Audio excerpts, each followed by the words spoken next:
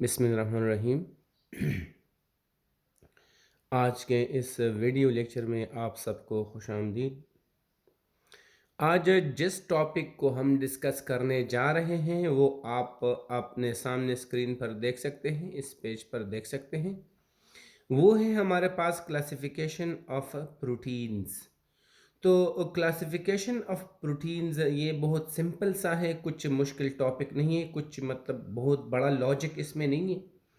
हमारे पास जो प्रोटीन्स हैं, जो हमारे पास प्रोटीन्स होते हैं, वो हमारे पास जी होते हैं तीन मेजर टाइप्स में। हम इसको डिवाइड करते हैं किसमें जी? थ्री मेजर टाइप्स में।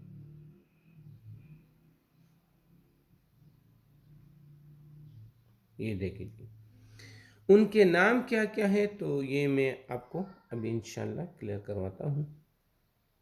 इनके नाम हमारे पास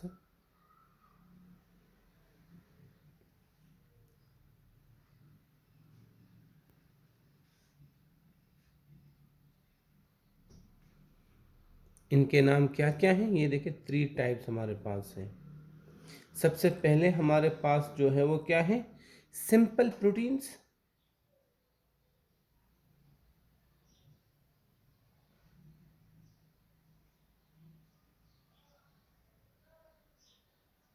दूसरा हमारे पास है कंपाउंड और कंजुगेटेड प्रोटीन्स।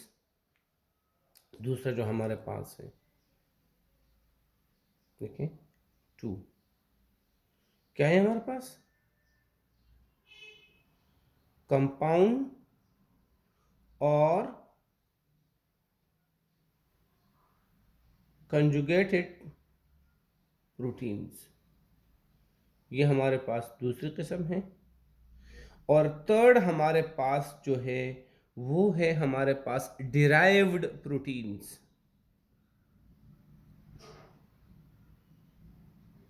तीसरे हमारे पास क्या है? Derived proteins. ये हमारे पास थर्ड टाइप है। अब आगे हम चलते हैं। सबसे पहले हम आते हैं, इसकी थोड़ी सी एक्सप्लेनेशन कर लेते हैं कि हमारे पास जो सिंपल प्रोटीन्स हैं वो क्या होते हैं। तो याद रखें, the proteins which on hydrolysis produce only simple amino acids or their derivatives. The proteins, ये वो प्रोटीन होते हैं, the proteins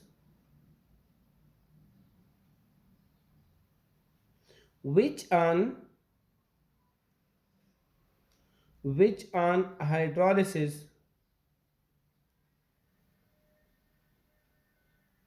okay produce only क्या चीज? सिंपल अमाइनो एसिड्स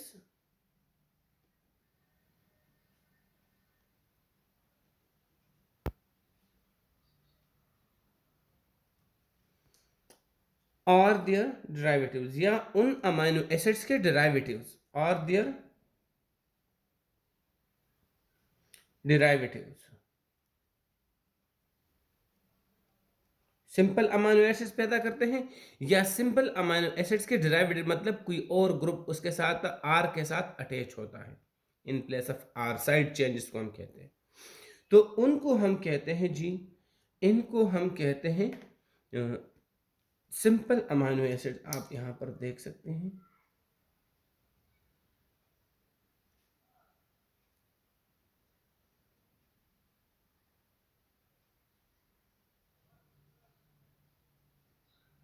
ये हमारे पास, हम इसको थोड़ा सा, ये देखें, ये हमारे पास सिंपल प्रोटीन्स होते हैं। सही। इसके अगर आगे हम एग्जाम्पल्स पे जाएं, इसके हम एग्जाम्पल्स पे अगर जाएं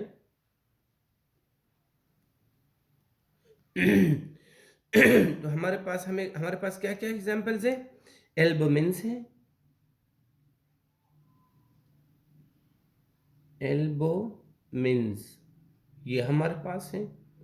दूसरा हमारे पास ग्लोबुलिन्स हैं। सही, ग्लोब्यूलिन्स ये हमारे पास हैं। थर्ड हमारे पास लिगोमिन है।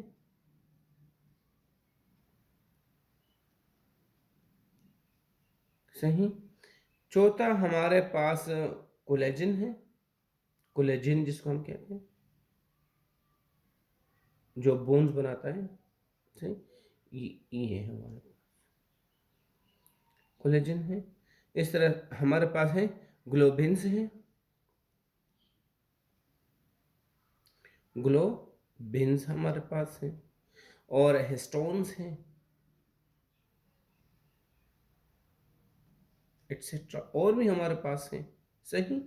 तो ये हमारे पास क्या है, ये सिंपल प्रोटीन्स है। इनकी जब ब्रेकिंग होती है हाइड्रोलाइसिस के जरिए, तो हमारे पास सिंपल अमाइनो एसिड्स बनते हैं, या उनके कुछ डेरिवेटिव्स बन जाते हैं जिसमें आर के साथ कोई और ग्रुप अटैच होता है ना, वो। लेकिन सिंपल हमारे पास जो चीज़ बनेगी वो बिल्कुल सिंपल होगी। ओके। कॉम्प्लिकेटेड वगैरह कोई तीसरी चीज़ इसमें पैदा नहीं होती। सही। बस सिर्फ अमाइनो एसिड्स हमारे पास या उनके डेरिवेटिव्स पैदा हो जाते हैं, सादा किस्म के।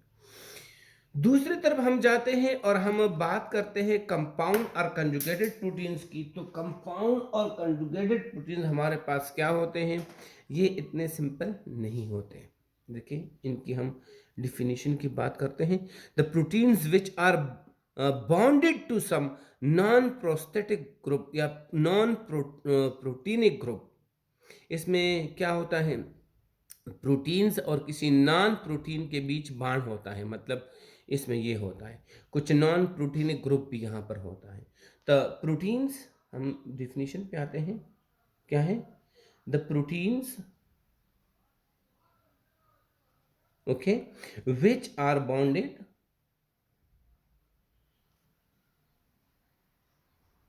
विच are bonded, okay, to some non protenic groups,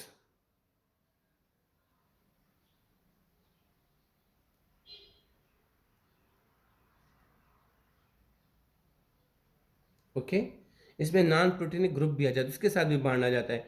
और इस नॉन प्रोटीनिक ग्रुप को हम क्या कहते हैं, प्रोस्थेटिक ग्रुप।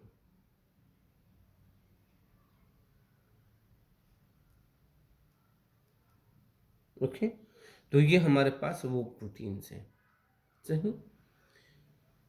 अब इनके भी हमारे पास बहुत सारे टाइप्स हैं, और ये डिपेंड करता है कि हमारे पास जो प्रोस्थेटिक ग्रुप मौजूद है वो कौन है, कौन सा वाला है। देखिए ये इसकी डिफिनीशन,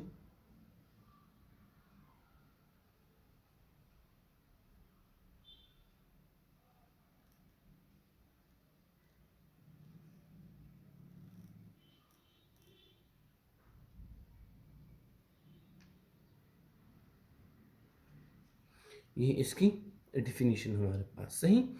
तो इसके हमारे पास बहुत सारे अक़साम हैं। अगर इनके एग्जाम्पल्स की हम बात करें ना, तो इनके भी एग्जाम्पल हमारे पास अच्छे खासे हैं। और हर एग्जाम्पल इस पे डिपेंड करता है कि हमारे पास उसके साथ प्रोस्थेटिक ग्रुप कौन अटैच है। समझ में बताई। तो ये प्रोस्थेटिक ग्रुप पे डिपेंड करता है। तो मैं यहाँ पर इनके टाइप्स पे मतलब लिखने से पहले, बताने से पहले, यहाँ देखिए मैं उनका प्रोस्थेटिक ग्रुप पहले लिखता हूँ कि उनमें प्रोस्थेटिक ग्रुप कौन सा मौजूद होता है, प्रोस्थेटिक ग्रुप। और फिर उसके बाद हमारे पास क्या है, कंजुगेटेड प्रोटीन। कौन सा प्रोटीन। तो अगर हमारे पास जो प्रोस्थेटिक ग्रुप मौजूद है, ये हमारे पास क्या है, डीएनए और आरएनए। अगर ये क्या है, डीएनए और आरएनए हमारे पास अटैच है। सही। तो उस प्रोटीन को हम क्या कहते हैं, उसको हम न्यूक्लियो प्रोटीन कहते हैं। न्यूक्लियो प्रोटीन इसको कहा जाता है। ये देखें न्यूक्लियो प्रोटीन।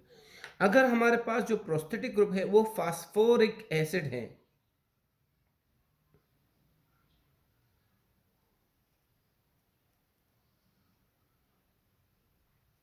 अगर फास्फोरिक एसिड है, तो हमारे पास उस प्रोटीन को क्या कहते हैं, फास्फोप्रोटीन। फास्फोप्रोटीन इसको कहा जाता है। सही। अगर हमारे पास जो प्रोस्थेटिक ग्रुप है वो हमारे पास लिपिड्स हैं, क्या है हमारे पास? लिपिड्स। तो फिर उनको हम कहते हैं लाइपोप्रोटीन्स।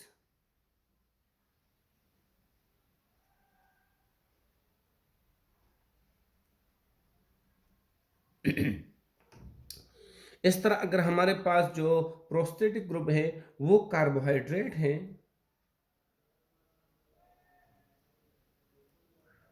कार्बोहाइड्रेट इसने बाण बनाया है किसके साथ? प्रोटीन के साथ, जिसको हम ग्लाइकोपेप्टाइड बाण कहते हैं। अगर इस तरह बनाए हैं तो हम इसको क्या कहते हैं? इसको हम कहते हैं ग्लाइकोप्रोटीन्स। ग्लाइको प्रोटीन्स हम इसको कहते हैं। और आप देख, हम पहले पढ़ चुके हैं कार्बोहाइड्रेट में कि ये सेल मेम्ब्रेन के ऊपर मतलब मौजूद होते हैं और सिंथेसिस बनाते हैं, मतलब दुश्मन और दोस्त को समझने के काम करते हैं। प्रोटीन्स भी इसको कहते हैं ग्लाइकोप्रोटीन्स, और पेप्टाइडोग्लाइकेन्स भी इनको कहते हैं, सही, जब ये आपस में बांड बना लेते हैं। ये प्रोस्थेटिक ग्रुप इसमें कार्बोहाइड्रेट है, नॉन प्रोटीनिक ग्रुप, सही। अगर कोई कलर्ड कंपाउंड हमारे पास उनके अंदर मौजूद है, कलर्ड कंपाउंड, अगर इसने प्रोटीन के साथ कोई बाण वाण बनाया हुआ है तो इसको हम क्रोमोप्रोटीन्स कहते हैं।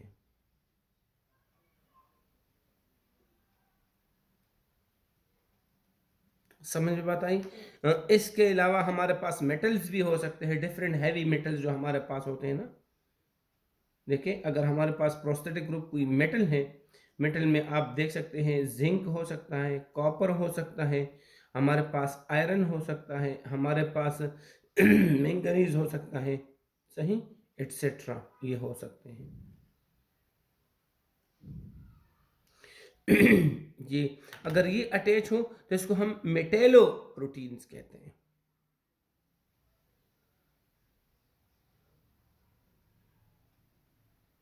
ये हमारे पास है, सही। ये कंजुगेटेड और कंपाउंड प्रोटीन्स की हमारे पास मिसालें हैं। इसके अलावा हम आगे थर्ड टाइप पे जाते हैं जिसको हम डिराइव्ड प्रोटीन्स कहते हैं। उनकी अगर हम डिफिनीशन की बात करें तो वो भी हमारे पास कुछ ज़्यादा मुश्किल नहीं है। उसकी डिफिनीशन हमारे पास बहुत सिंपल है, कोई मुश्किल उसमें नहीं है। क्या है हमारे पास? The proteins which are produced by the partial digestion of simple proteins are कंजू। इसकी अगर पार्शियल डाइजेशन करते हैं या इसकी पार्शियल डाइजेशन करते हैं तो उनके बाद जो जो चीज़ बनती है, इंटरमीडिएट टाइप की कोई चीज़ बनती है ना, प्रोटीन, उसको हम कहते हैं derived proteins. The proteins, definition लिखे भाई, the proteins, okay, which are produced by the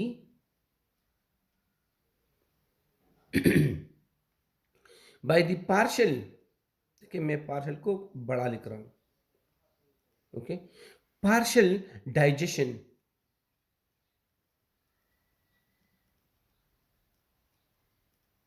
partial digestion, okay, of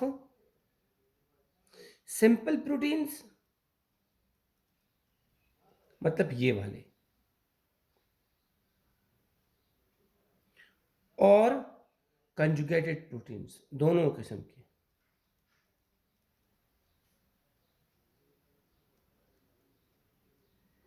सही। तो इससे हमारे पास जो प्रोटीन्स बनते हैं, जो एक आल्टर्ड शेप होता है प्रोटीन का, उनको हम कहते हैं, उनको हम कहते हैं डिराइव्ड प्रोटीन्स। ये सिंपल प्रोटीन्स या कंजुगेटेड प्रोटीन से हाफ डाइजेशन या इनकम्प्लीट डाइजेशन के बाद बन जाता है।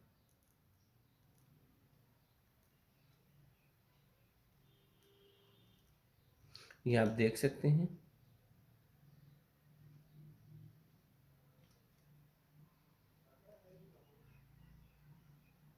ये इसकी डिफिनीशन है, सिंपल सी डिफिनीशन है, कुछ ज़्यादा चीज़ें इसमें नहीं है। एग्जाम्पल्स की हम बात करें, इनके एग्जाम्पल्स की हम बात करें तो इनके एग्जाम्पल भी बड़े सिंपल से हैं, सही। और इनके एग्जाम्पल में हमारे पास याद रखें 2 किस्म के हमारे पास अवेलेबल हैं। एक वो जो मतलब प्राइमरी से बनते हैं, मतलब जिसको हम प्राइमरी डिराइव्ड प्रोटीन्स कहते हैं। एक वो है जिसको हम प्राइमरी डिराइव्ड प्रोटीन्स कहते हैं, और दूसरे वो हैं जिसको हम सेकेंडरी सेकेंडरी डिराइव्ड प्रोटीन्स हम उनको कहते हैं। तो ये 2 किस्म के हमारे पास हैं। क्लियर है? इनकी अगर इसके फिर हम अलग एग्जाम्पल्स पढ़ेंगे और इनके अलग एग्जाम्पल्स पढ़ेंगे। फॉर एग्जाम्पल, तो अगर प्राइमरी डिराइव्ड प्रोटीन्स की हम बात करें तो उसमें हमारे पास आते हैं, सबसे पहले जो हमारे पास उसमें शामिल हैं वो है, देखें मैं यहाँ पर थोड़ा सा तीर दे दें, नीचे आ जाओ। सही, एग्जाम्पल्स के लिए मुझे थोड़ी जगह चाहिए। सबसे पहले इसमें है कागुलेटेड प्रोटीन्स। इसके पहले एग्जाम्पल क्या है? कागुलेटेड प्रोटीन्स, जो हीट वगैरह से चेंज हो जाते हैं या हाफ डाइजेशन से। कागुलेटेड प्रोटीन्स। फिर हमारे पास एक और चीज़ इसमें है प्रोटीन्स। इनकी स्पेलिंग चेंज है, प्रोटीन्स, ये भी हमारे पास है। तीसरा हमारे पास है मेटा प्रोटीन्स।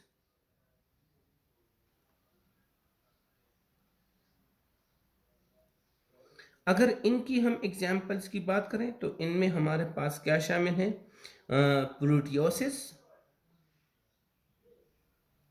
प्रोटियोसिस, इसमें हमारे पास शामिल है प्रोटियोसिस।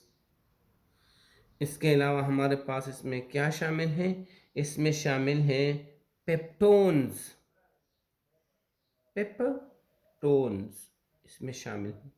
और इसमें क्या शामिल है? पॉलीपेप्टाइड्स भी इसमें शामिल हैं, पॉलीपेप्टाइड्स।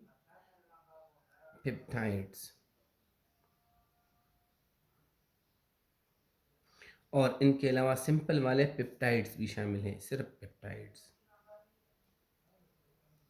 ये chain shape of primary and compound, simple and compound protein है। जब हाफ डाइजेशन हो जाती है तो हमारे पास इनके अलावा भी हमारे पास है। सही, तो ये हमारे पास आज के ये क्लासिफिकेशन ऑफ प्रोटीन्स के हवाले से था। सिंपल सा लेक्चर, कोई इसमें बड़ा लॉजिक या इस तरह की कोई चीज़ नहीं है। अगर आपका फिर भी कोई क्वेश्चन वगैरह है तो आप मुझसे आसानी के साथ पूछ सकते हैं।